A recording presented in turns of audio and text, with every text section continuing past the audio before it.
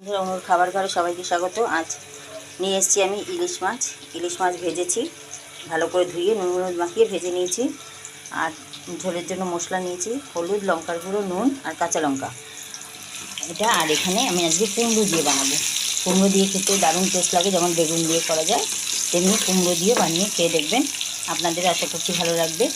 কমেন্টে জানাবেন। কুমড়োটাও ভেজে নিয়েছি দেখুন। এবারে আমি মশলাটা দিয়ে দেবো।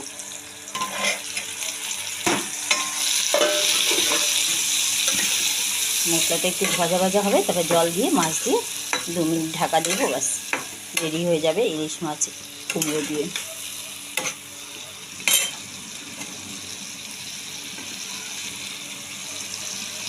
খেতে দারুণ টেস্ট হয়, কুমড়োর মধ্যে ইলিশ মাছের গন্ধটা ঢুকে যায়, খুব ভালো লাগে খেতে।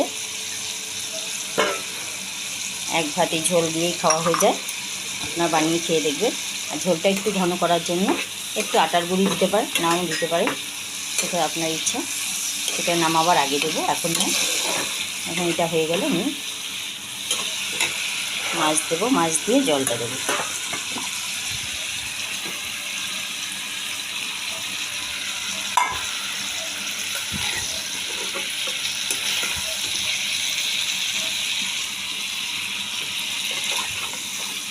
এখানে মাছটা দিয়ে একটু ঝোলের সাথে উল্টে পাল্টে একটু মশলার সাথে ভেজে নিচ্ছি।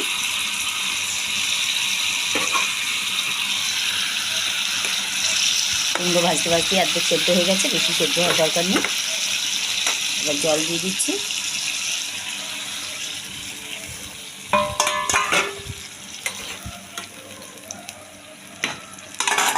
এবার একটু ঢাকা দেবো, দিয়ে 2 মিনিট পরে আমি ফিরে আসছি। দেখুন বন্ধুরা, আমি ঢাকাটা নামিয়ে রেখেছি, খুলেছি। এবার দেখুন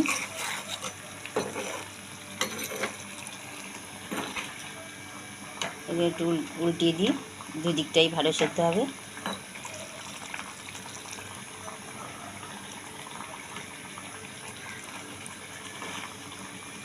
খুলেছি, এখন করছি। আঁচটা একটু কমিয়ে দেবো। দেখুন আস্তে আস্তে কুমড়ো আশা করছি সেদ্ধ হয়ে গেছে। দেখুন কুমড়োটা সেদ্ধ হয়ে গেছে।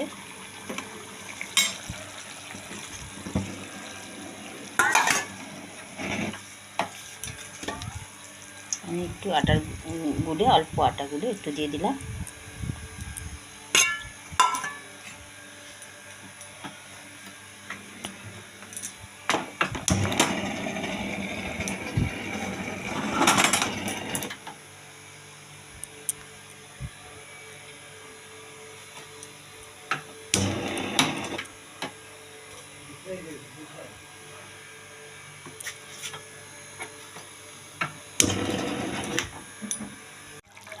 দেখুন বন্ধুরা, একটু আটার গুঁড়ো দিয়ে আর একটু জল দিয়ে ভালো করে ফুটিয়ে নিচ্ছে।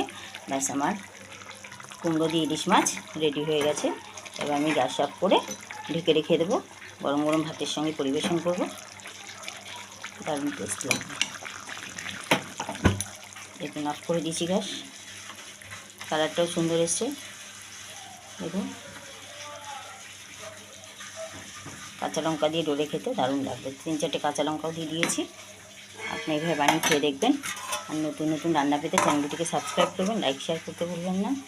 কমেন্টে জানাবেন কেমন লাগছে।